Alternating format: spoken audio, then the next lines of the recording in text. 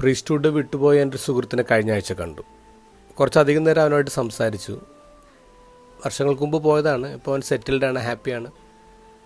അപ്പോൾ ഞങ്ങളിങ്ങനെ സംസാരിച്ചുകൊണ്ടിരിക്കുമ്പോൾ ഞങ്ങൾക്ക് രണ്ടുപേർക്കും പരിചയമുള്ള ഒരു സിസ്റ്റർ ഞങ്ങളുടെ സംസാരത്തിലേക്ക് കയറി വന്നു.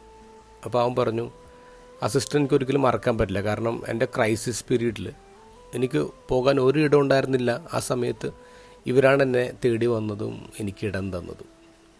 എന്നെ മാത്രമല്ല, എന്നെ പോലുള്ള പലരെയും ഇവരിങ്ങനെ സപ്പോർട്ട് ചെയ്തിട്ടുണ്ട്. എനിക്കറിയാം ഇവരൊരു മിഷനായിട്ട് എടുത്തിരിക്കുകയാണ്. അവരെ കണ്ടെത്തി അവരെ സഹായിക്കുന്ന ഒരു നല്ലൊരു സിസ്റ്ററാണ്. പക്ഷെ ഇവരെക്കുറിച്ചൊന്നും അങ്ങനെ അധികം ആരും പ്രഘോഷിക്കാറൊന്നുമില്ല. ആ സമയത്ത് എൻ്റെ ഉള്ളിൽ നല്ല കുറ്റബോധമുണ്ട്. കാരണം ഇവനെൻ്റെ ക്ലോസ് ആയിരുന്നു. പക്ഷെ ഇവന് വിട്ടുപോയപ്പോൾ എനിക്കത് ഷോക്കായിരുന്നു. അതിൻ്റെ പേരിൽ കുറേ ക്രിറ്റിസിസവും തെറ്റിദ്ധാരണയൊക്കെ ഉണ്ട്. അതുകൊണ്ട് എനിക്ക് അവനോട് ആ സമയത്ത് നല്ല ദേഷ്യം ഉണ്ടായിരുന്നു. സഹായിച്ചിട്ടൊന്നുമില്ല ഞാനവനെ. ഞങ്ങളുടെ കൂട്ടത്തിൽ നിന്ന് ഒരാളിങ്ങനെ പുറത്തു പോയി കഴിഞ്ഞാൽ പിന്നെ കംപ്ലീറ്റ് കട്ട് ഓഫാണ്. പിന്നെ നോക്കാറില്ല, പുകഞ്ഞത് പുറത്ത് എന്നുള്ള രീതിയിലാണ് കാണുന്നത്. പക്ഷെ ഇന്നത്തെ ഗോസ്പലിൽ ഈശോ പറയുന്നു, നിങ്ങൾ വിജാതിയുടെ അടുത്തേക്ക് പോകണ്ട, നിങ്ങൾ സമരിയക്കാരുടെ പട്ടണത്തിലേക്ക് പോകണ്ട.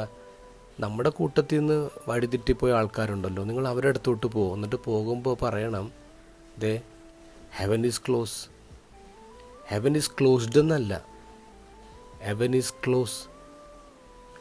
ദേ സ്വർഗം അരികിലുണ്ടേ.